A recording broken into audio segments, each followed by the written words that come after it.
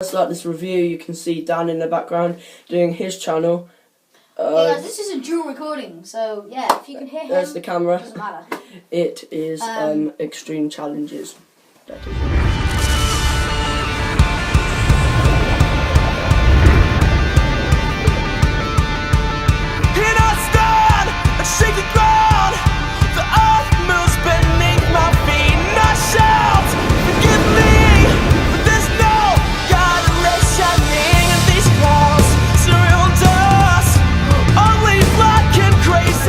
second review on the channel, and I'm with Dan P. Hi guys, yeah.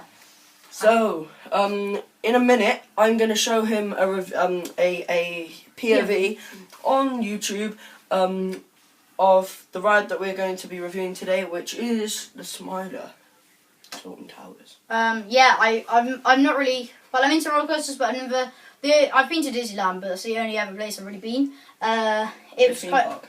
Yeah, no, it is actually not bad. I went there, I quite enjoyed it, so yeah, I'd like to learn more about this stuff. So yeah, and yeah, I've got my own channel called Extreme Challenges. Go and subscribe to that. Cheers. So I'm going to show him the POV now. He's going to say what he thinks of it, and then I'm going to say what I think of it, and we're going to say if it's a good ride or not. Now I'm going to give it a rating out of 5. And I'm going to give it a rating out of 5. So yeah. So we hope you enjoy it. That is all from me for this moment.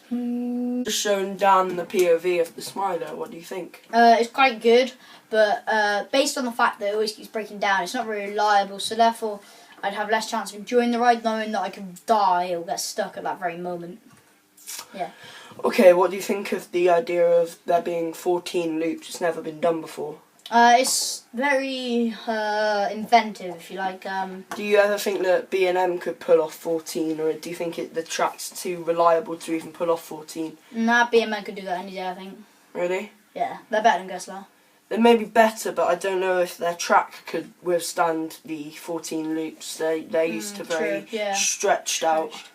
Yeah. Tracks. I'm not really sure, but like, yeah.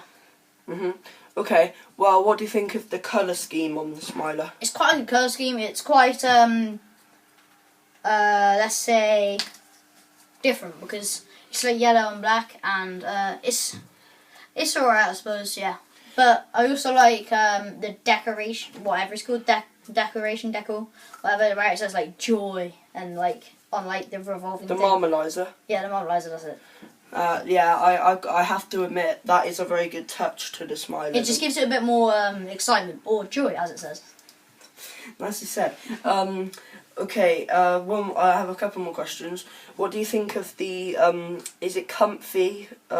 Would you say it looks comfy? It kind of looks alright. It doesn't like well, it's comfy, but as it's not really safe, like secure, I wouldn't really say it's comfy. Yeah, with me, I mean, I'm used to having a roller coaster with overhead restraints. I prefer it. I find it safer. I mean, I like wooden roller coasters, and I love the lap bars. But I mean, you know, but the Smiler has very good mechanical joints in the back of the seats, so when it comes over, you're in a very comfy position, and you're just ready for the ride. You're going up the lift hill, first loop, so I like that.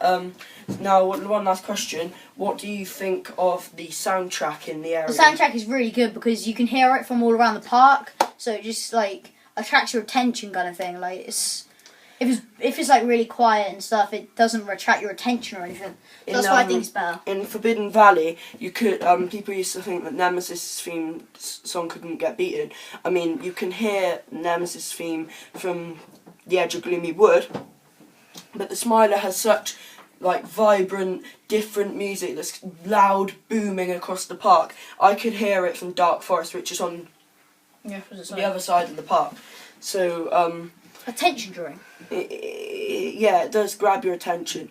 Okay, so how many stars are you going to give it, Dan? I think I'm going to give the Smiler 3 out of 5, based on the fact it's not very secure. It would be a 4 or 5, just basically if it was more secure.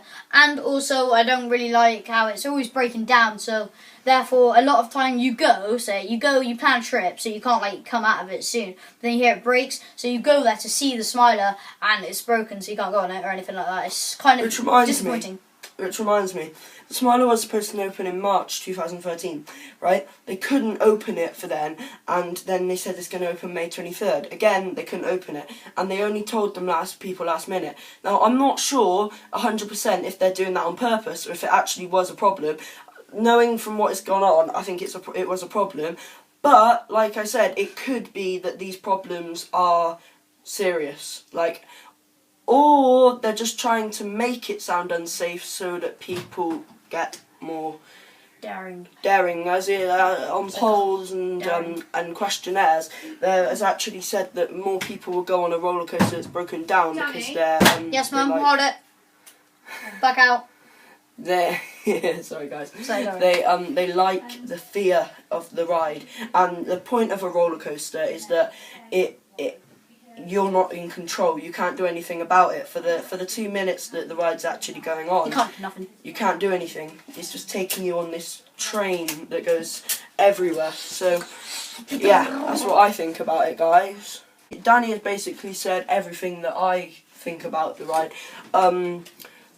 Like I said, if it didn't break down as much, and if it wasn't Gerstlauer, and I wouldn't get so annoyed, and I'd hate everything about it, and it would just get on my nerves. Give the Smiler a 4 out of 5, and that's the highest I can give it. So,